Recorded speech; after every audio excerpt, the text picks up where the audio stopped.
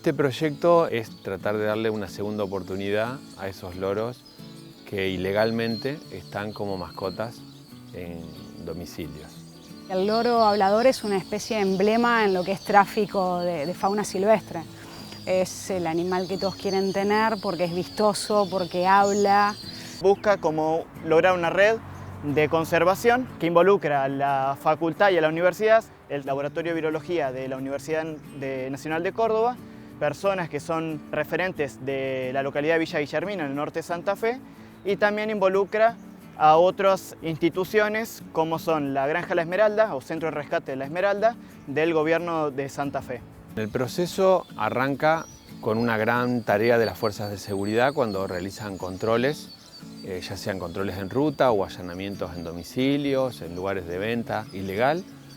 y desde ahí empieza, en función a la especie, que en esta en particular es loro hablador, también una cuestión diferencial en cuanto a la edad, porque normalmente o se incautan muy pequeños, donde sí o sí la alimentación tiene que ser asistida, y también individuos adultos que están como mascotas ilegales en casas particulares. Entonces, bueno, en la granja se busca de más o menos nivelar estos grupos, estos individuos, formar las bandadas, o sea, después de todo un análisis clínico, donde uno le saca muestras de sangre, muestras de hisopado, eso viene a la facultad y a la institución de la Universidad de Córdoba, donde se hacen distintos análisis para ver qué enfermedades tienen, si tienen o no tienen algún problema físico, ya sea demasiado peso o que esté demasiado desnutrido, y esto nos pueda complicar a la larga en la recuperación del animal y después poder reinsertarlo no solamente al grupo o la bandada, sino también a la hora de liberarlo. No podemos liberar un loro que está obeso y no puede recorrer lo que es la distancia normal para un loro común en la naturaleza. Ahí se empieza a trazabilizar el individuo, por ejemplo colocándole un anillo que es único y con un número irrepetible.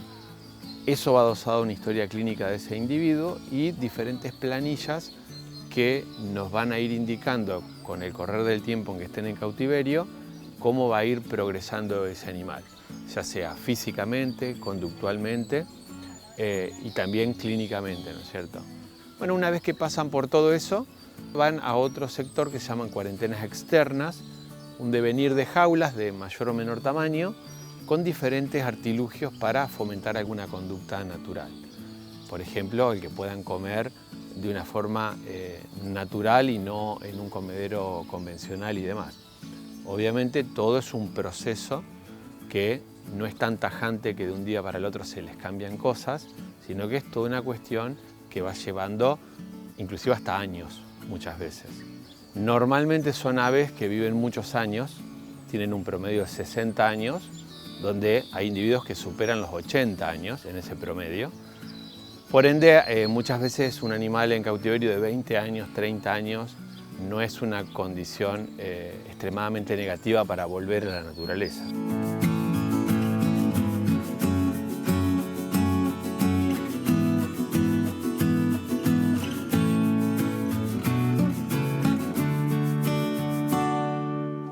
Una vez que pasa un tiempo prudencial, donde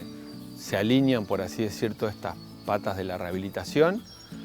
ahí es donde entra en juego otra área del proyecto, que es la que diagrama el lugar a liberar.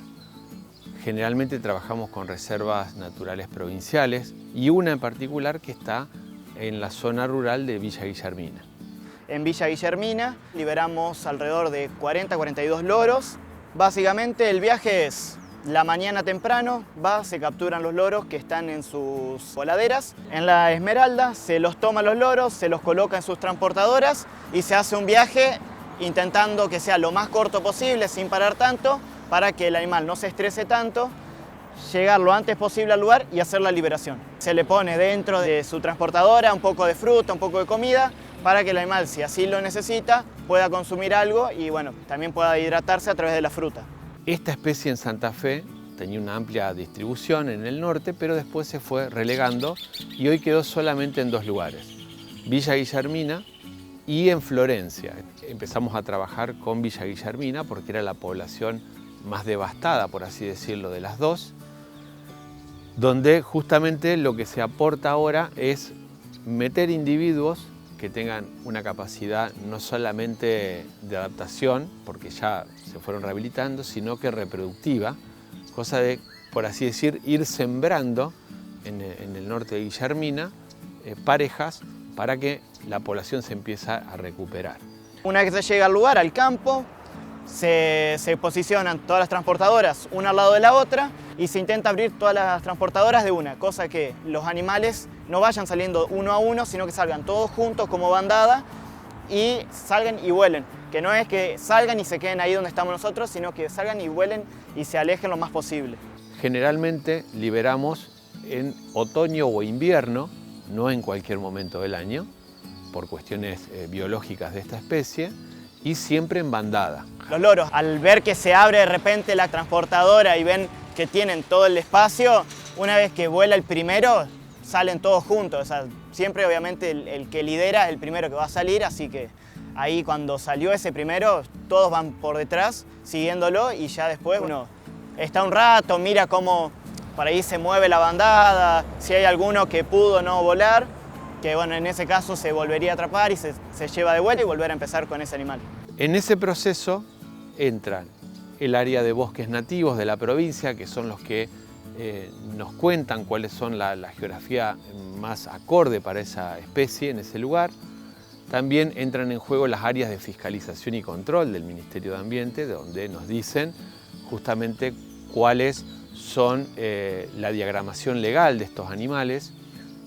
que hay que gestionar ciertos papeles, guías de tránsito y demás, para que esto sea de forma correcta. Y también una pata fundamental es una fundación que se denomina EBIR, que hace observaciones en todo el mundo y tiene aliados en nuestra provincia que son los que fehacientemente caminan el monte y con cuestiones que se pueden testear, nos dicen dónde están, qué número de individuos hay y demás. Yo me subo al proyecto como avistadora. Básicamente mi función es ver qué aves de importancia están en la zona. Un día de trabajo en mi proyecto es el día soñado para todos, es sentarse en el ambiente natural y ver y escuchar si los vemos. Es un día de campo viendo aves. Esta misma gente es la que nos ayuda para retroalimentarnos en el después de la liberación. Una vez que se liberan, tenemos un sistema que dura aproximadamente un mes, porque es una pintura que se ve a veces en los loros, una pintura roja en la cabeza, dura un mes esa pintura, y esa es la que nos ayuda a reportarnos si lo ven o no lo ven en la naturaleza. Si bien tienen anillo, y es insacable prácticamente, pero la coloración en la cabeza es más fácil. Si uno lo observa a ese loro a las 48 horas de liberado, ya empieza a tener índices de éxito, porque un ave de este estilo no podría subsistir más de 2 días sin agua y sin comida en la naturaleza. Si uno ve un ave de esta a los 15 días, bueno, ya los índices van siendo superadores, ¿no es cierto? La idea es ir, liberarlo en una estancia donde no hay facilidad de que las personas puedan ingresar, entonces nosotros tenemos como recaudo que los animales son liberados, no pueden ser capturados nuevamente y están en un entorno que no es modificado, que no está cerca de la ciudad.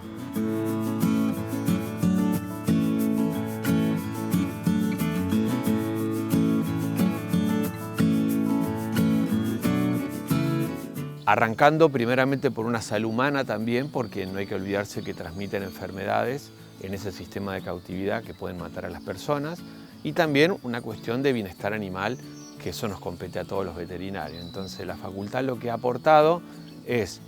fundamentalmente fondos para que este tipo de problemáticas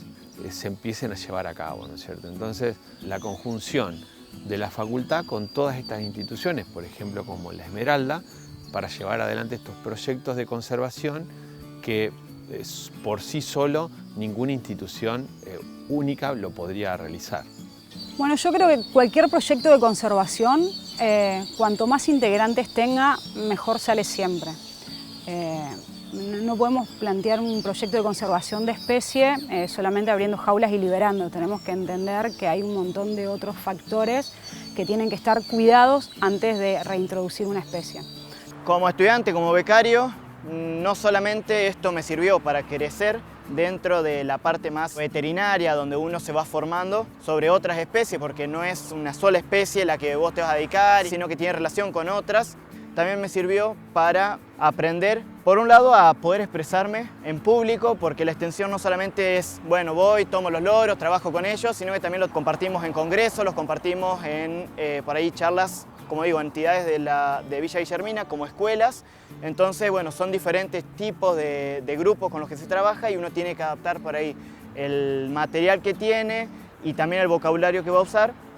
Y bueno, esto me ayuda bastante a poder saber expresarme. También me sirvió, por un lado clínico, esto de que con las tomas de muestras uno por ahí va reforzando lo que aprende en la facultad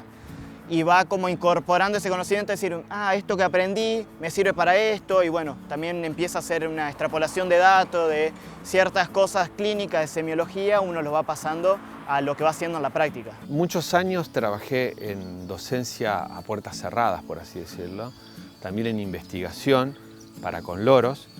y siempre nos faltaba esa llegada a la población, porque en definitiva cuando uno libera un loro es la población la que tiene que estar acorde con ese animal, porque son ellos los que lo van a tener en el patio de sus casas sueltos, ¿no? Entonces nos empezamos a meter un poco más, a escuchar a la gente, a ver qué necesitaban, qué no necesitaban, cuáles eran las amenazas que creía la gente que esos animales traían, que muchas veces por desconocimiento lo tomaban como amenaza, y después cuando uno llega al territorio y empieza a contar los beneficios que estos animales tienen, por ejemplo que son repobladores del monte, la gente ya empieza a tener no solo esa mirada de empatía por tener uno en su casa, sino cambiar esa óptica de mejor tenerlo suelto, hacer todos los avistajes que sean necesarios, y es disfrutarlos desde esa óptica. Yo creo que cualquier especie que sea restituida a su hábitat es de importancia. El loro juega un papel muy importante en la conservación del bosque nativo. Tiene la capacidad de poder romper semillas que otros pájaros no lo hacen. Vos lo ves desde que llega, a veces vos ves algo más largo que es desde pichón, se le da de comer, se lo tiene hasta que empieza a volar. Vos ves todo el proceso, desde que el animal llega hasta que se libera, y es algo bastante lindo ver que el trabajo que vos hiciste y todo el esmero que pusiste después da un fruto, y vos ves un animal que sabes que cuando queda liberado va a estar mucho mejor, y que en realidad tiene toda la libertad y no está en una jaula, no está encerrado.